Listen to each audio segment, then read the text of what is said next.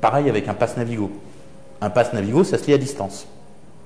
Le standard, c'est de le lire à 2 ou 3 cm de distance pour rentrer dans le métro, mais ça peut se lire à beaucoup plus loin que ça. Avec le bon lecteur réglé de la bonne façon, ça se lit à plusieurs mètres.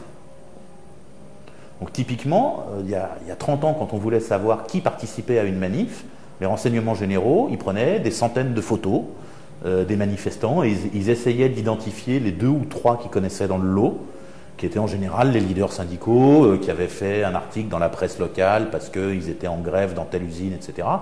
Donc ils essayaient comme ça d'identifier les gens et de dire les meneurs dans telle manif, c'est eux, les membres du syndicat, c'est machin. Et ils essayaient comme ça d'avoir un petit peu d'infos pour savoir où ils sont. Aujourd'hui, ils mettent un lecteur Navigo au bon endroit sur le trajet de la manif et ils ont fait l'appel. Ils ont le nom de toutes les personnes qui portent un pass Navigo avec abonnement annuel. Et pour ceux qui n'ont pas de pass Navigo avec abonnement annuel, mais une carte bleue, en mettant le lecteur juste à côté, ils ont l'autre moitié de la liste des présents. Donc le fichage pour y échapper, ça ne va pas être simple. Et là, je n'ai pas encore atteint la partie Internet. Je n'ai pas encore atteint le côté Facebook sait ce que vous faites en ligne en permanence, même si vous n'avez pas de compte Facebook. Le seul moyen d'échapper à ça, c'est de ne pas aller sur les sites web. J'en vois un au fond qui est en train de vérifier sa carte bleue. Le seul moyen d'échapper au fichage de Facebook, c'est de ne pas aller sur les sites web qui ont ce petit logo like en bas des articles. Ça va en supprimer un paquet. Hein. Il ne va plus rester grand monde. L'autre solution, c'est d'être suffisamment geek et suffisamment pointu en informatique pour être capable de dire à mon ordinateur « ne va pas vers Facebook ». Alors ça, pour les Linuxiens, ça se fait en tripotant le fichier etc-host. Sur Windows, il s'appelle c:/Windows, /system32, /etc, /host, un truc comme ça. Et en gros, dedans, on dit facebook.com, ça a comme adresse 127.0.0.1, ce qui dit à l'ordinateur facebook.com, c'est chez moi. Et du coup, il ne va plus envoyer les questions pour récupérer le petit logo like. Alors l'effet de bord, c'est qu'on n'a plus accès à Facebook, donc on n'a plus accès à Facebook du tout. Mais du coup, Facebook ne sait plus ce qu'on fait. Et donc se protéger dans ce sens-là, c'est réussir à surfer de manière normale sur le web en ne transmettant aucune information à Facebook ou à Google ou à Amazon ou à Twitter ou etc., etc., etc. Pour un informaticien dans mon genre, c'est pas très compliqué. Pour un être humain à peu près normal, c'est à peu près pas atteignable. Ok. Donc il y a des milliards d'infos échangées sur Internet. Comment les gouvernements font pour gérer autant de données? Ils ne les gèrent pas. Il y a un élément de réponse que j'oublie quand même sur comment éviter le fichage. Il y a le fait il y a une partie du fichage qu'on ne peut pas éviter. Il y a une chose qu'on peut éviter qui est de donner trop d'informations et de les donner en clair. Ne pas avoir de compte Facebook, ça simplifie quand même les choses. Ne pas avoir de compte Twitter ou ne se servir de son compte Twitter que pour des choses publiques. Moi, typiquement, je ne raconte pas ma vie sur mon compte Twitter. Je joue mon rôle de porte-parole de FDN, je diffuse la bonne parole, point barre. Je ne raconte pas mes ongles incarnés, voilà. Il n'y a rien de perso là-dedans. Et l'autre élément clé, c'est chiffrer. Il faut chiffrer tout ce qu'on peut. Envoyer du mail en clair, en particulier quand on passe par des grandes messageries de mail, donc typiquement Gmail ou Hotmail ou des choses comme ça. Envoyer du courrier en clair, ça veut dire envoyer du courrier qui sera transmis et stocké à la NSA, ça veut dire envoyer du courrier qui sera indexé, au moins pour savoir ce qu'il faut vous vendre comme pub. Et donc n'échanger de mail que chiffré, ça permet au moins d'éviter cette merde-là. Ça fait que le courrier restera à peu près confidentiel entre l'émetteur et le destinataire. Et donc sinon, la question était... Les infos échangées sur Internet, comment font les gouvernements pour les... Alors en fait, ils ne les gèrent pas. Le grand jeu de ce que font les Américains, c'est qu'ils collectent énormément d'informations, ils les stockent, et ils n'y touchent pas. Et quand ils s'intéressent à quelqu'un, quel que soit le quelqu'un, que ce soit un ignoble terroriste qui veut manger les vieilles dames et violer les enfants, ou un opposant politique, ou quelqu'un qu'on soupçonne d'avoir diffusé dans la presse des informations que le gouvernement ne voulait pas voir diffusées, c'est les usages classiques. Hein. En France, les services secrets, ça sert aussi à ça. Donc quand ils s'intéressent à quelqu'un, quelle que soit la raison de s'y intéresser, ils partent de l'individu qu'ils ont. Alors on s'intéresse à Pierre Durand. Alors Pierre Durand, on sait qu'il a tel téléphone. On a son numéro de téléphone parce qu'on l'a récupéré par de la police traditionnelle. Bêtement, il l'a mis sur sa carte de visite. De là, on remonte à son opérateur, le numéro de la carte SIM, l'identifiant de l'appareil, et donc, en consultant les bases de données des opérateurs, qu'on a archivées, on a, sur plusieurs années, la totalité de ces emplacements géographiques. On sait quel jour, à quelle heure il était où, puisqu'on sait quel jour, à quelle heure son téléphone a accroché quelle antenne. Du coup, on a les trajets du gars. Alors si on pense qu'il est maqué avec la bande à machin qui fait des casses, etc., ben, on peut regarder où est-ce qu'il va. Et en trouvant les endroits où il va régulièrement, on va voir, ça, bon, c'est sa maison. Ah, ça, c'est chez sa maîtresse. Ah, ça, c'est l'école de ses gamins.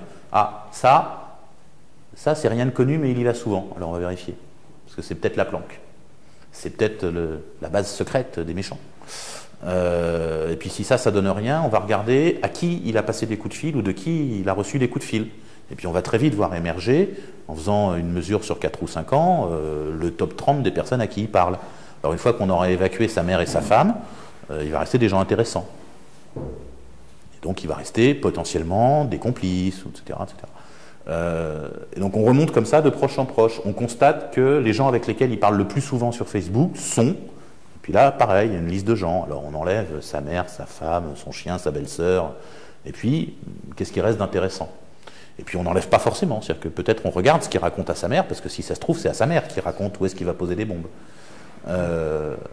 Etc., etc. Et donc c'est comme ça, typiquement, que font les services secrets français. Quand un document est publié dans la presse que tel ministre ne voulait pas voir publié, on sait quel journaliste a écrit l'article, parce que c'est écrit en bas de l'article. Alors on s'intéresse au téléphone du journaliste, on demande à l'opérateur ses factures détaillées sur ces 3 dernières années, du coup on voit à qui le journaliste a téléphoné, on demande à l'opérateur la liste des appels qu'a reçu le journaliste, et puis on voit bien si dans le lot il y a quelqu'un qui est salarié du ministère. Et une fois qu'on en a trouvé 2 ou 3 intéressants, on essaye de trouver qui a fait sortir le document qu'il ne fallait pas, confidentiel, machin. Et puis, si on ne trouve pas dans la liste des appels du journaliste, on va retrouver avec qui le journaliste a discuté dans les semaines clés qui ont précédé la publication de l'article. Donc, soit à qui il a passé des coups de fil, soit les téléphones à proximité desquels il s'est trouvé. Puisque, avec mon téléphone, on sait de manière assez précise à quel endroit j'étais, et qu'on sait aussi de manière assez précise qui d'autres étaient au même endroit. Donc on peut trouver qui s'est trouvé dans la même pièce que lui et qui est un contact indirect avec telle personne au ministère, etc. etc. Et donc ça, c'est typiquement un usage que les services secrets français font des informations stockées par les opérateurs pour trouver les sources des journalistes et pour faire en sorte qu'il n'y ait pas de fuite dans la presse, pour qu'on ne puisse pas révéler les choses qui les dérangent. En résumé, les Facebook, Twitter et compagnie sont des outils, mais ils permettent aussi le fichage, en dehors du téléphone. Ça, c'est une question de fond sur la nature de ce que c'est qu'Internet. C'est justement la dernière question, je vais vous la poser, comme ça va être plus simple. Le net redevient de plus en plus vertical et centralisé à travers de grands pôles comme Google, Facebook et Twitter. Que pensez-vous de cette évolution et comment sera le net dans 10 ans? Alors, je ne suis pas sûr que le net devienne ultra centralisé. J'ai une lecture un tout petit peu optimiste de ce truc-là, qui est une question assez compliquée sur la maturité des utilisateurs. Le numérique amène un modèle de société qui est extrêmement différent de la société d'avant. La société d'avant étant la société de la télévision, qui était elle-même très différente de la société de l'imprimerie. La société du livre, la société de la télévision et la société du numérique ont des structures qui ne sont pas les mêmes.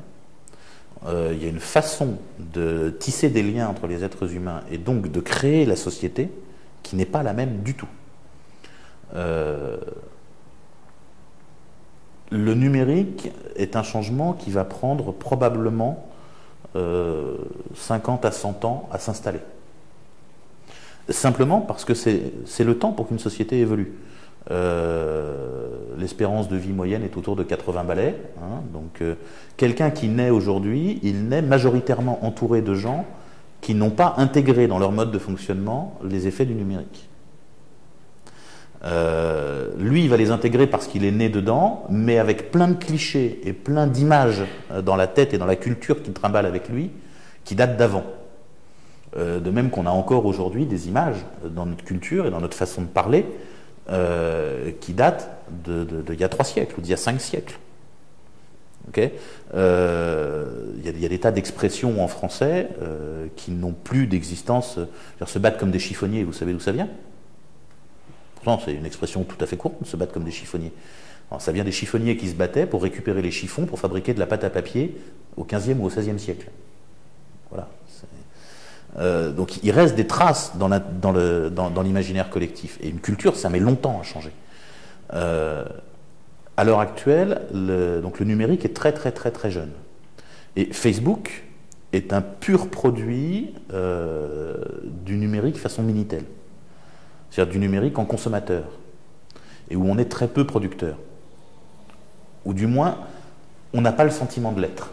Parce que être producteur d'un contenu, c'est dangereux. Il faut réfléchir, il faut s'imaginer qu'on parle à des gens, etc., etc. Facebook donne l'illusion qu'on consomme et qu'on regarde les choses et qu'on dit rien. C'est pas vrai. 90% de ce qu'on regarde sur Facebook a été produit par d'autres gens qui ne font que regarder Facebook. Donc quand on dit j'aime telle photo ou quand on met un commentaire ou quand on suit tel lien que machin a partagé, on consulte un contenu qui a été produit par un autre utilisateur. Donc, mais c'est en fait la version simple, c'est la version pour enfants. C'est la version pour débutants de la société numérique. Facebook va probablement commencer sa décroissance bientôt.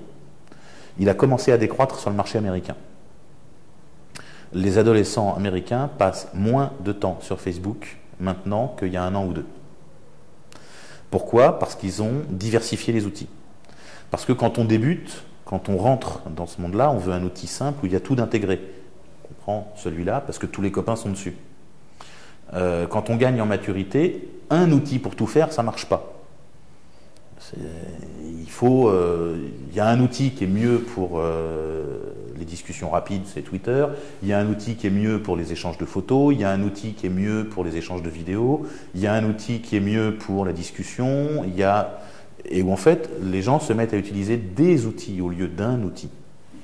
C'est pas Google+ qui détrône Facebook. C'est un ensemble d'outils, un tout petit peu plus divers, qui remplace un outil unique. Et je pense que ce mouvement va continuer. Simplement, ce qu'on voit, la proéminence majeure des outils ultra centralisateurs comme Facebook et Google, ça représente un risque très fort, ça représente un vrai problème, en particulier parce que ça permet la surveillance généralisée, puisque ça crée un point central. Quand toutes les communications passent par un point unique, il suffit de surveiller le point unique et on a surveillé la totalité de la population mondiale.